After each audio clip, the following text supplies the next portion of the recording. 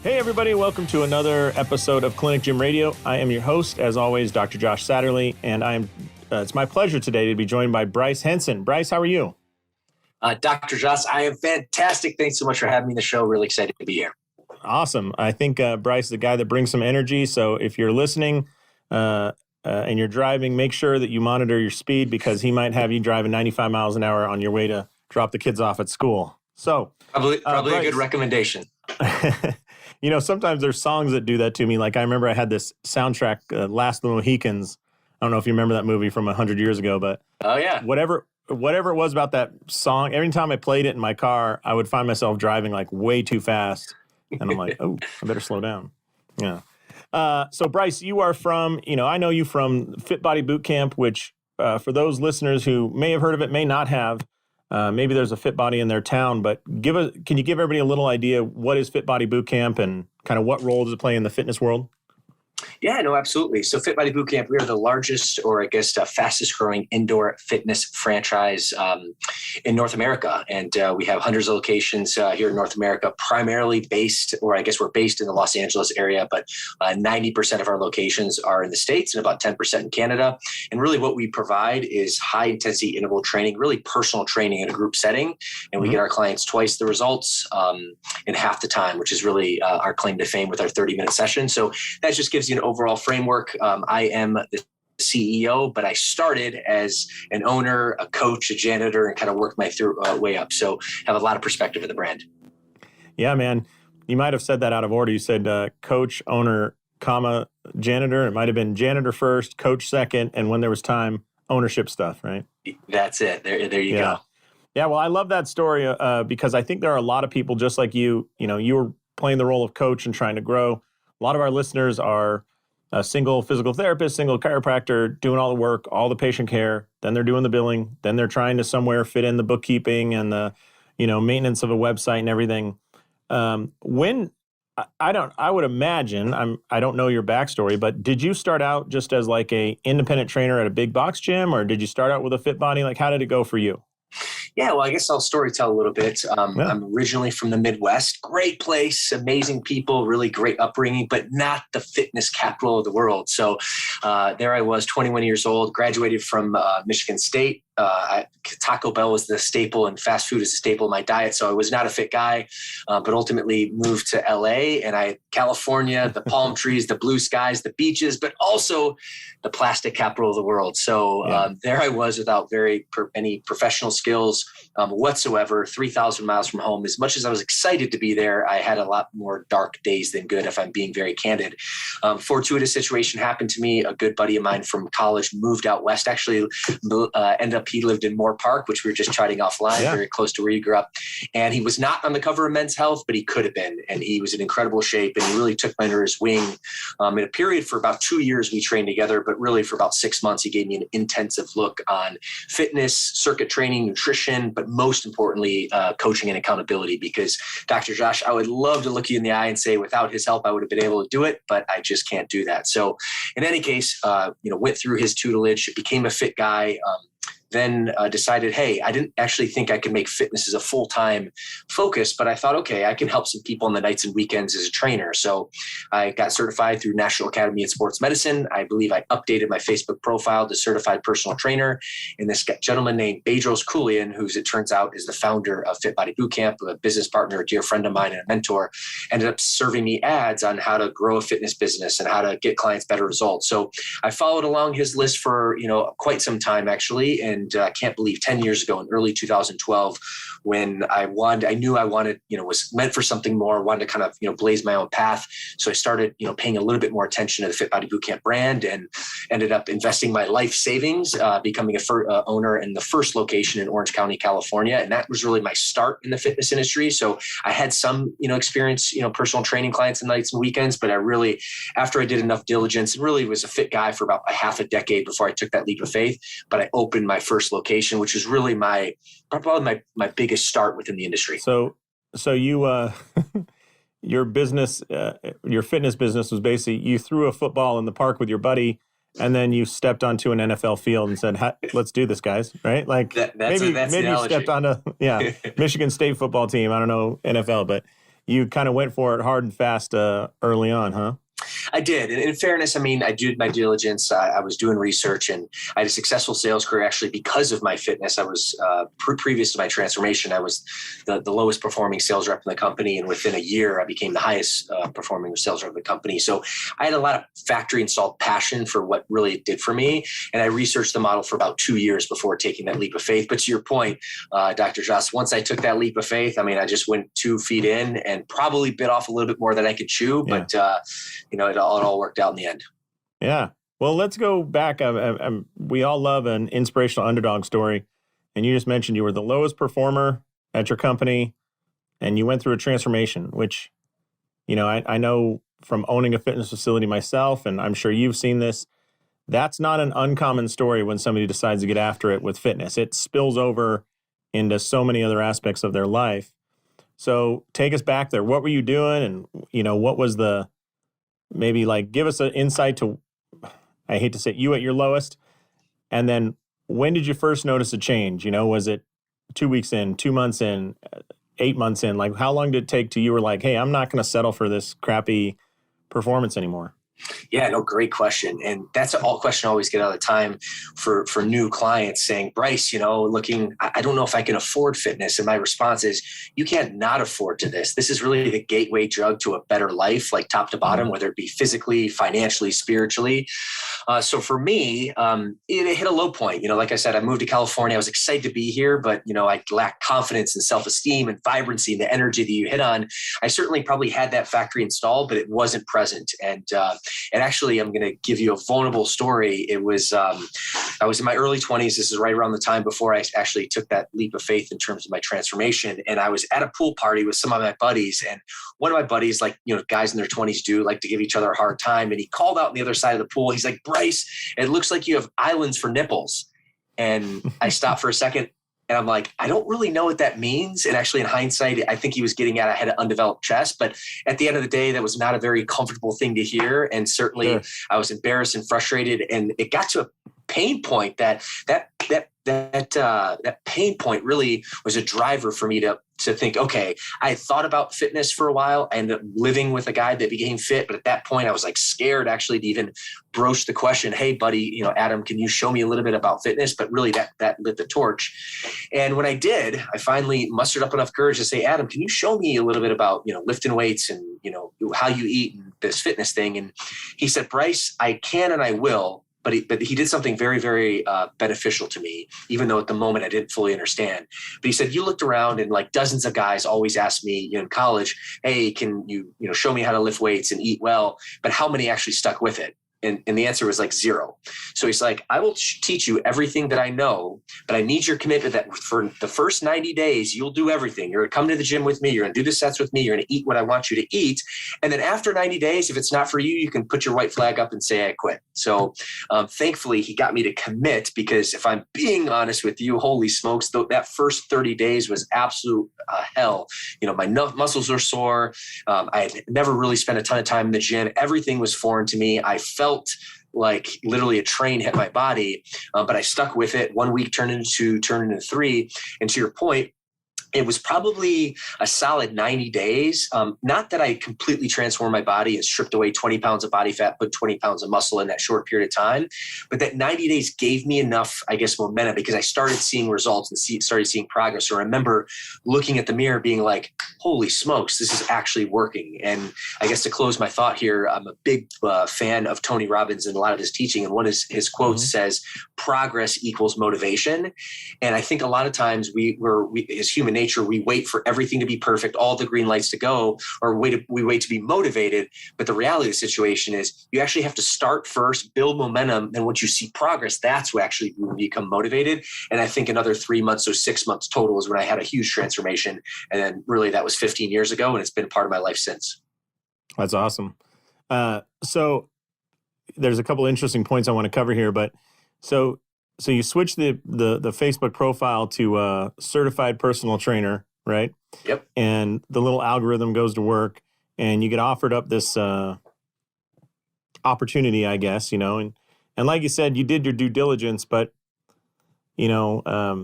I'm just picturing at that point, that would be like you standing on the beach holding a surfboard going, I've studied the waves excessively. I'm ready to go.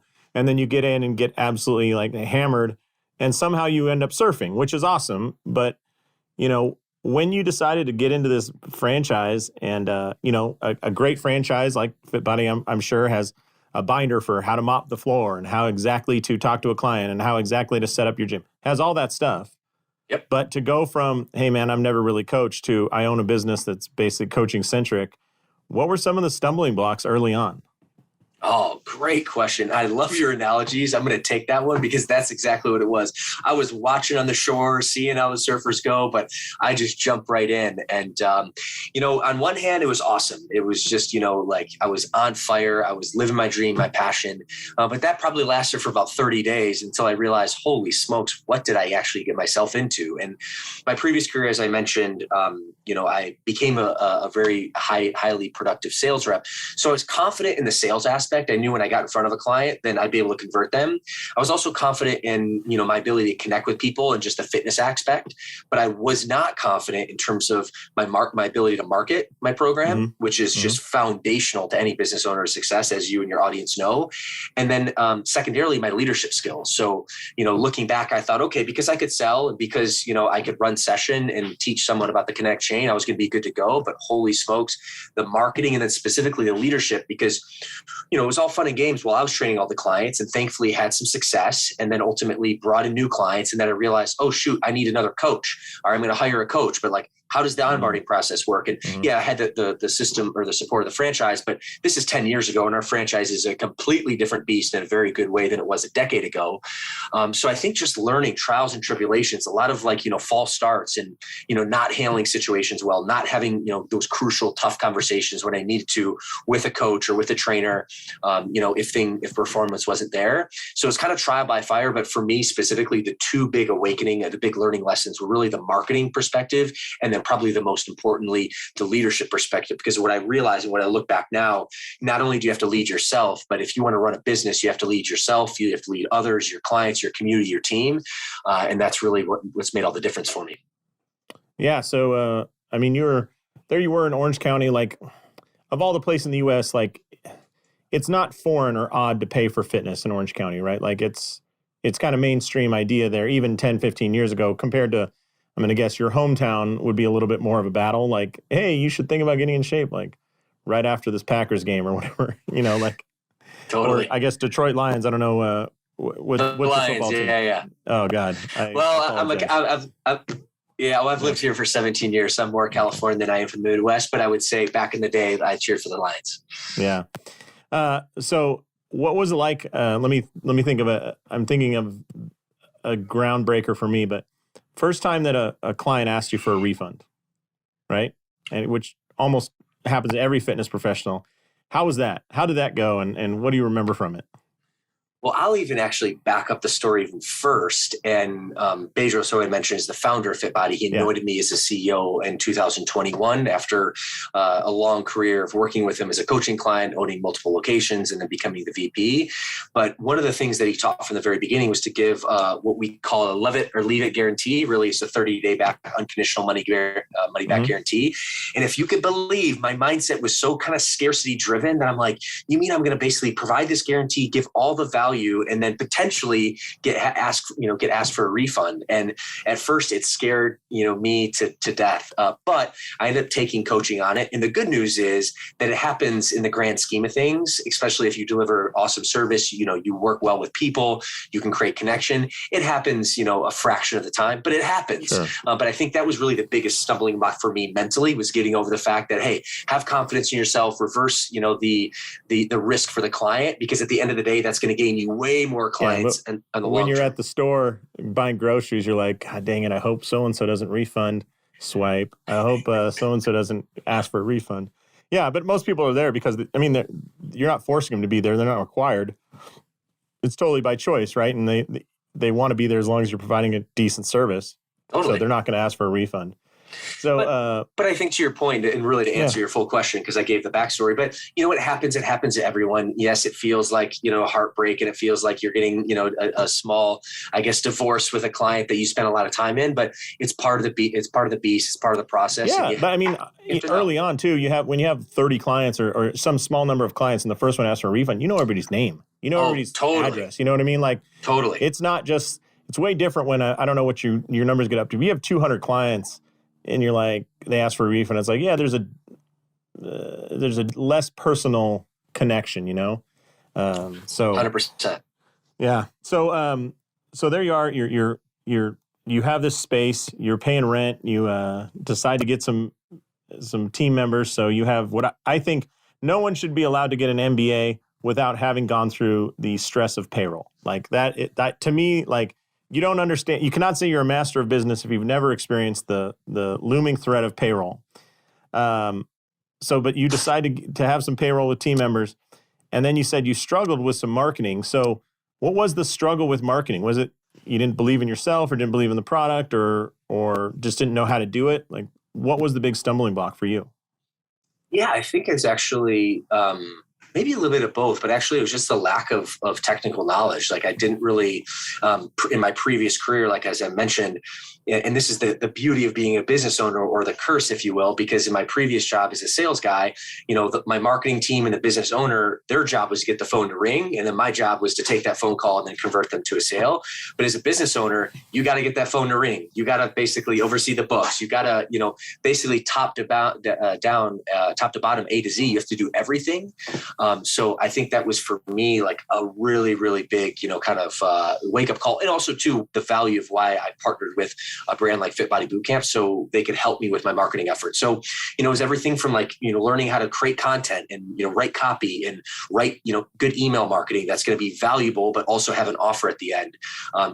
Be good on video and still a work in progress. But when you're shooting videos on, at the grocery store, at your gym, or with a client at first, and Dr. Josh, this embarrasses me so much, but I shot, and this is the first like probably 3 months of opening the gym, I shot a instructional video when a new client would come on and try the program, send them video so they could have like a warm welcome.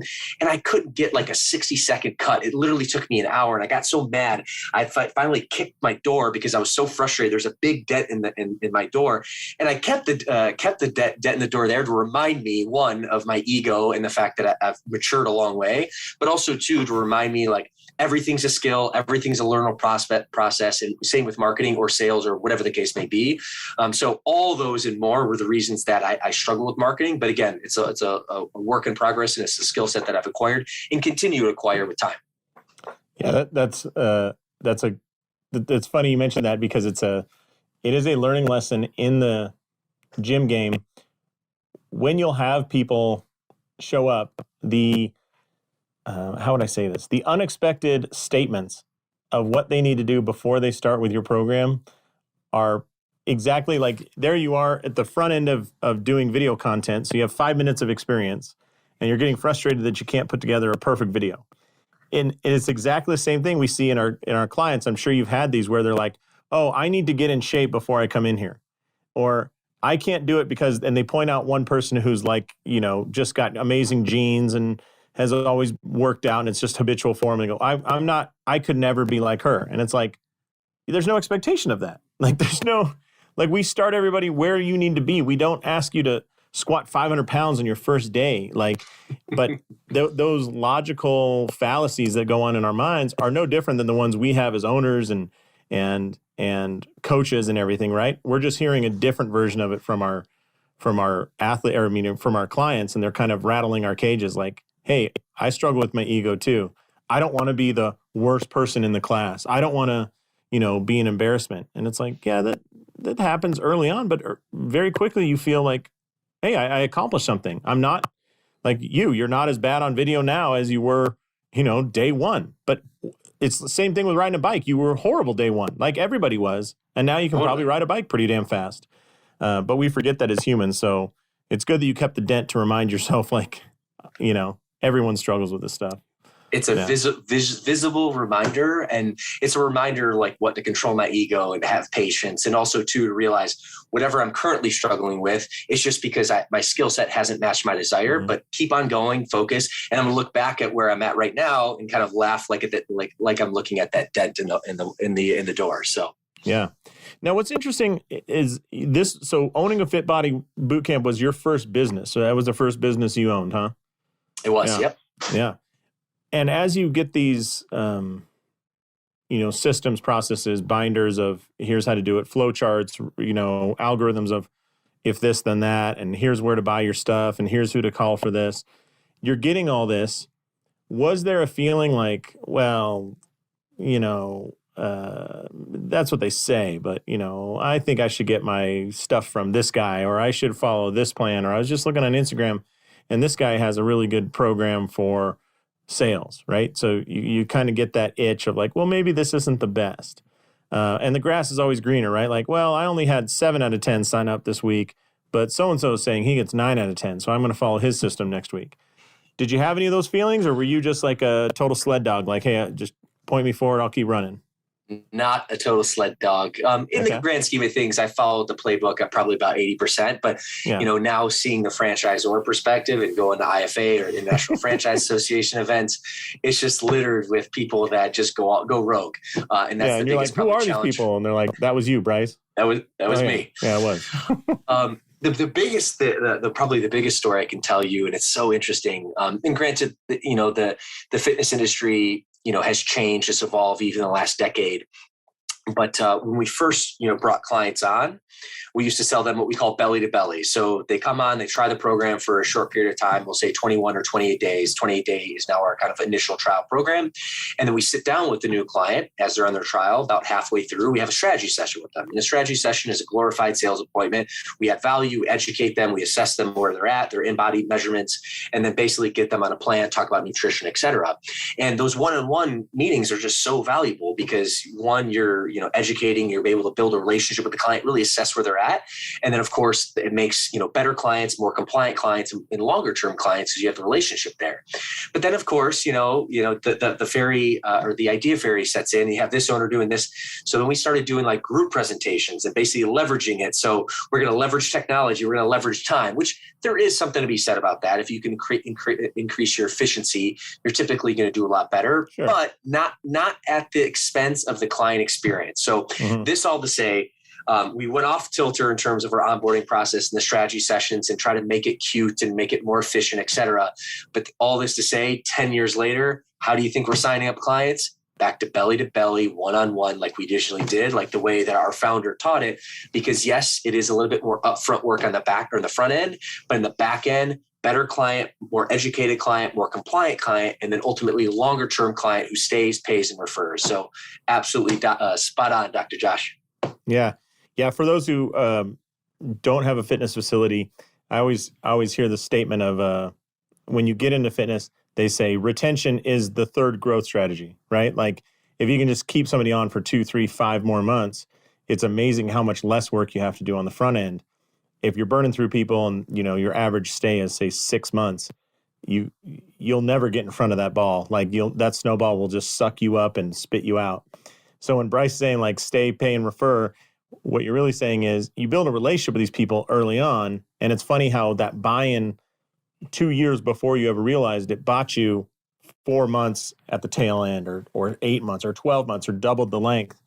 And I think, it's a good lesson for everybody listening as a chiropractor because chiropractor, physical therapist, whatever it is, working on that patient experience on that first day, you'll be blown away with what that does for, say, referrals. If you answer your phone, I mean, Bryce, how many times as a CEO of a company, how many times you've gone and worked with another company, a vendor or anything, and it's like, listen, if you would have just called me back, if you would have just answered your phone, if you would have just replied to my email, I would vault you ahead of 9 out of 10 of the other people. Like the bar for what's acceptable these days is so low. And just that little bit of following up with a text can make such a difference. Do you guys have that baked into your system? Like, do you, after that first belly to belly visit, do you send a follow-up text or email or, do you see those things creating that long-term relationship. Absolutely. And we have an awesome I think I asked 5 questions there, so feel free to answer any of the 5. No worries. I'll pick off one that I liked and then we'll roll with it. But no, I mean, retention, it is everything. And it is about a decision. Do you want to basically spend and invest the time up front to make the back end a lot easier, or do you want to skip on the front end and then the back end gets exponentially, heavier lift? So yes, we have campaigns, and we built a proprietary software system. So now we create a campaign, a follow-up code, a text message sequence, an email sequence, a task to remind the front desk to give that, new person a call. And we have that built in and pushed out to all our franchisees to make it really, really efficient. But at the end of the day, I cannot express enough. Yes, systems and processes, you need them. Like they make things more efficient, but I feel, and I'm guilty of this, and I know other franchisees are guilty of this, and people in general are guilty of this, but taking your eye off the prize, and the prize is that client experience, that client relationship, because at the end of the day, whether you're a chiropractor, whether you're a physical therapist, whether you're a personal trainer, primarily, those are all things you do, but primarily, first and foremost, you're in the people business, you're in the hospitality business. And if you lose sight of that, you lose sight of everything. So nowadays, we continue to make our processes and our follow-ups more efficient, but really our focus is to create that connection and that client experience in the relationship, which is going to basically extend for the long term. Yeah, that's good advice. So let me dive into a subject I wanted to cover with you, because you have the advantage, I will say, of working with or being mentored by a man who has, I'm not sure if the sun itself has more energy or if Bedros has more energy, but I know they're neck and neck competing for, who oozes more energy. For those who don't know, I stumbled upon Bedros. He was a keynote speaker at some sort of a marketing event I was at. So it wasn't fitness related, and then kind of followed him in the fitness path. And he runs in some pretty powerful circles. So he's I would look at him, I don't know, Bryce, you work with him in different capacity. I look at him as first a personal development person who also owns a fitness brand. That's kind of how I see him. That's his business is Fit Body. I don't know if you see it that way, but and then maybe that's how I interact with him. But the man is a bundle of energy. Am I missing anything about him? I don't want to describe him improperly, but I want to dive into kind of your relationship with him and how it's vaulted you forward. Totally. It's interesting. I first saw him as an incredible coach and a marketer. That when I first met him 10 years ago, literally August 2012, and that was kind of earlier in his career, a decade ago, in terms of his development. But to your point now, Josh, over the course of time, he's a marketer, he's a storyteller, he's a lot of things, a business owner, an empire builder, an entrepreneur. But really, to your point, he's a personal growth expert. He just loves personal growth and really the challenges and the fulfillment that comes with that. So outside eyes looking in, that's probably what he's seen at today. But I look at him actually as, just a salt of the earth guy, the immigrant edge story, the guy who his family, escaped communist Russia to come to California to live the American dream, a hustler, and just a great dude, in addition to an awesome coach, a marketer, and a personal growth expert. An absolute monster in the gym too, right? Like that too. Yeah. Listen, if you're ever flying over the Andes Mountains and the plane goes down, you have to decide who to kill first. I'd recommend him because his arms look like you could feed a family of 9 for a week. So totally. That's good. I think he'd be a little hard to wrestle to the ground though. Anyways, going back. So I'm picturing there you are, young, energetic Bryce in Orange County. You're seeing some success. And with Bedros, not just geographically close. I mean, luckily you were in Orange County, and I'm sure there's some Fit Body in Kansas City where they don't get the geographic relationship. But was it him? Was it you? What helped you kind of vault to where you decided to open a second or third location? Because that going from 3 to 5 is not nearly as tough in my experience as going from 1 to 2. 1 to 2, I've done it a couple times and it nearly broke me. So how did it go for you, and what were some of the guiding lights Bedros provided to help you make that hurdle? Yeah, great question. Well, I mean, mentorship, getting a coach, outside eyes, unemotional eyes is just, so recommended. It's been a big part of my journey, and Bedros has been able to do that for me and mentor me, coach me, and guide me. And first and foremost, probably why our relationship developed so strongly over the years is, first and foremost, we're very similar, hard charging, type A entrepreneurs, a lot of energy and focus.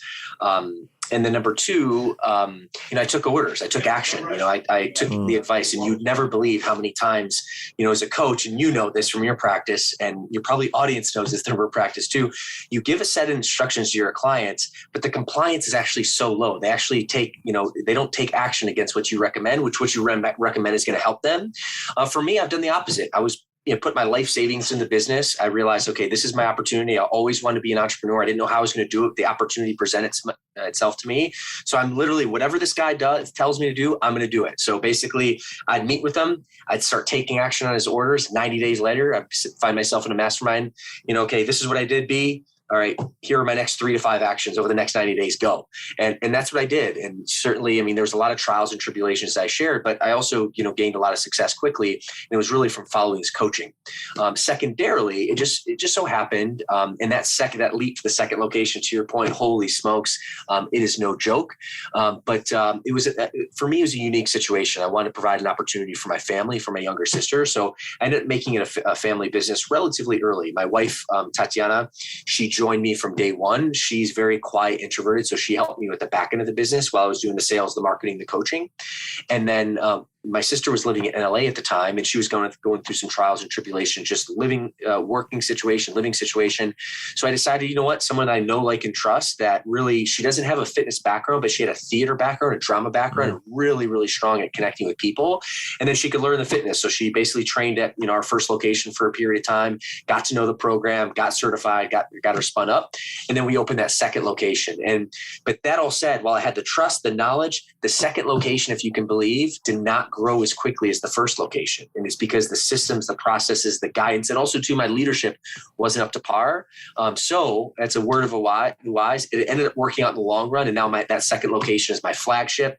Literally, it's the north of 325 clients. It's bustling at the seams even through COVID, which I'm very grateful for. But the lesson is to make sure that your systems, your processes, even your during leadership COVID, are dialed in. I was going to say, even in COVID, in California. So that's another wet blanket to lay on top of the survivability of a business. So go I commend you, sir. Yeah, I commend you. Well, thank you for that. But yeah, so I guess the learning lesson is just making sure that you really are dialed in, because you can't replicate yourself. You can through leadership and strategies and systems and processes, but you really have to have that in check before you really invest the funds to spread yourself, to other locations. But for me, it's been a blessing, and it's been an awesome ride. Yeah. And I think when you go to that second location, there's you got to have a brand that's independent of you. Like, it can't be Bryce's Gym, right? Because when Bryce ain't there, there's what's with the Bryce's Gym? But, I think one thing when you expand is having those key employees and letting them be authentic to their voice inside of your brand is the secret sauce, rather than stifling them and saying only have this voice, or allowing them to do everything, and so many times we see chiropractors and physical therapists hire another doctor in their practice, and they're like, yeah, you do this. And it's you're giving that person too much leeway, and they feel chaotic because there's nothing to follow, and following, franchises are so successful because it's there's no need to get creative. I'll show you exactly how to clean the windows. I'll show you exactly what product we use, and where you can buy it and what's a good price for it, right? Down to those minute details. So with that, as I'm leading it, you are with Fit Body Bootcamp, and you got a lot of people listening. And one thing I want people to understand is, it makes a lot of sense for somebody that is a chiropractor or physical therapist. You're kicking out a bunch of people that are right there that are really good candidates for exercise, right?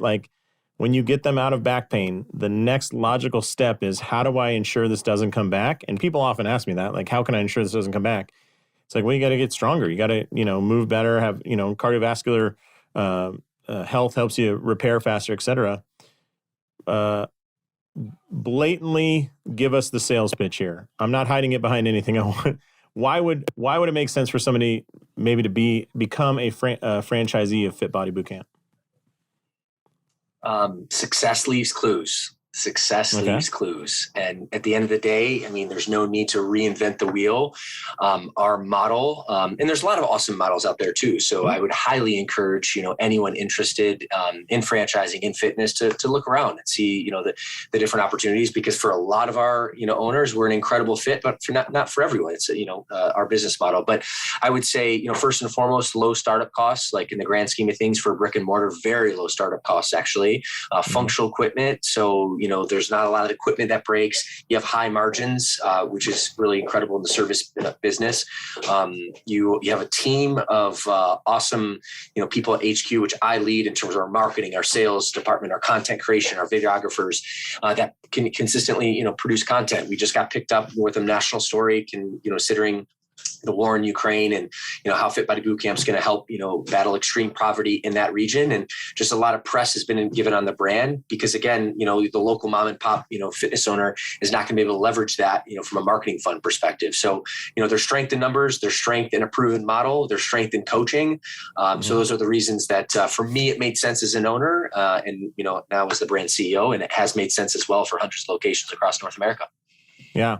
And do you guys have any minimums you're looking for, like in geographic area? So you're from the Midwest. There are a lot of areas where it's like there's 6,000 people in the entire county. And I don't know if that makes sense for Fit Body Bootcamp, but for our listeners, they're all across the country and all across the world. If their local area has more than X number, does it really start making sense? So I'm here in Henderson.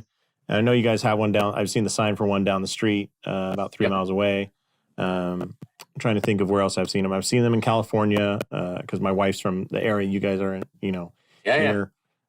What's a good geographic size to really consider this? So at the minimum, we like to see at least 10 to 15,000 people in the city. Actually, our most successful franchisee, Matt Wilbur, dear friend of mine, is based in the west side of Michigan, on the other side of the lake of Chicago. And his first location, Grand Haven, has 10,000 people, and he does over $1 million in revenue from that location, very high profit margins. So that's at the minimum. And then the max is, obviously, the max is LA. The sky's the limit. Yeah. But interestingly enough, every, demographic and area has its own kind of intricacies, et cetera.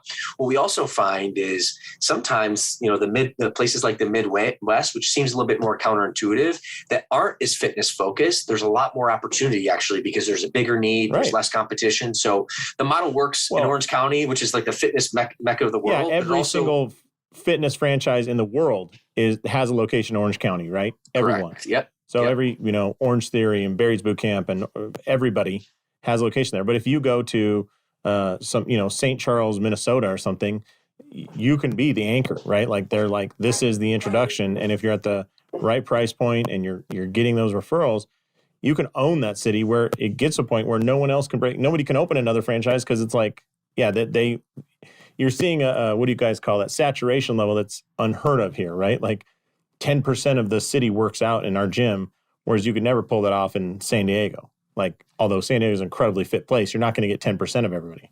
So totally. And to that point, actually, a good friend of mine who's actually on our coaching and profitability team, our franchise business coaching team, named CJ Werkamp, he literally dominates and owns the city of Sioux Falls, South Dakota. He literally generated $105,000 in revenue.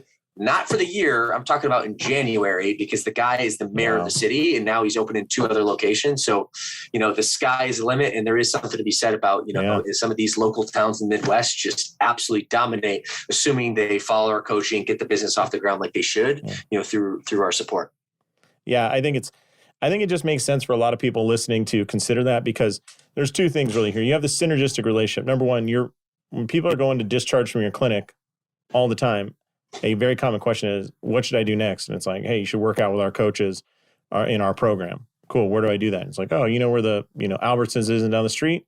Yeah. In that there are locations right there. Perfect. It allows you to have this separate cash-based business. You probably don't know. We struggle with insurance reimbursements all the time. They suck. They're difficult. They take time. When somebody's paying you that monthly membership, MRR is just it's a gift from the gods. You're like, I don't have to fight for this. I don't have to do an application or pre-authorization to ask for this money. This is awesome. But the flip side of that is the other way. One of the most common reasons, in my understanding, that people stop fitness or leave fitness is an injury. Well, if you had the ability to go like, hey, just go right to our clinic and get you tuned up, you eliminate a large portion of that, and therefore you could have the most successful fitness spot in history, because if you could quickly treat everybody that's complaining about, oh, my shoulder, my low back, my neck hurts, that's an advantage that most other fitness facilities don't have. And so, you see that kind of synergistic relationship, and just people want that confidence from their providers too. Like, where should I go? What running shoes should I buy? What foam roller should I buy? Which to us is like, what foam roller should you buy? Like, that's such a low level question. It's like, no, that's somebody that's looking at you as a trusted member of their community and saying, I value your advice, Yep. And yeah. The Amazon Basics brand, that's by far the best foam roller. Yeah. Anyways, well, as we wrap, go ahead. Yeah, go ahead. To your point, there's just something to be said about that, being in the industry for 10 years. I mean, we, in any given moment, thankfully we're blessed with clients. We have clients out on injury, their back goes out, their knee, so having that built-in synergistic, I mean, to your point, I just want to acknowledge and I guess validate what you said, because that's so true. Yeah. Yeah. And I think it gets overlooked what an advantage is that, because the best clients in the world are typically also the ones that are, let's say, the advantage people over the age of 40 is they start having more money and more ability to do things like sign up for fitness programs. At the same time, their body is going, no, like that knee, that you tweaked in high school. Yeah, that's going to rear its ugly head, or all these things. So I don't want people to discount that. If somebody is interested in kind of pursuing this and kind of getting the skinny on going down this path, they just want to feel it out for themselves, how can they get more information about you guys? Yeah, so you can follow me personally at all my social media handles, and my website is Real Bryce Henson, not to be confused with fake Bryce Henson. So realbrycehenson.com, and then also social channels, and of course just our general website, fitbodybootcamp.com, would be a great place to find us. And just for everybody's knowledge, Bryce Henson is Henson, not Hanson. Yeah. Yes, sir. Thank you. Yeah. Cool. Well, I would love to have you back on sometime and talk all about leadership and that side of the coin, now that you've moved up from lowly janitor to CEO. I would love to hear the story of the stumbling blocks on the way, and how you overcame them and what recommendations you have for people. I love that. Well, this has been an awesome show, Dr. Josh. Really appreciate you and love what you're doing here. And thanks so much for having me on. Absolutely. So on behalf of Bryce Henson, this is Dr. Josh Satterlee saying, go out there, maximize your license, and live the life you dream of. Thanks so much, Bryce. All right. Thanks, Dr. Josh. Thanks so much for checking out these videos. I hope they're useful. We'll cover things like rehab, exercise, business model, progressions, layout, everything else that helps you build a clinic. So if you're interested, you can click here, there, here, or anywhere to get more videos just like this. Thanks a lot for watching, and we'll see you soon.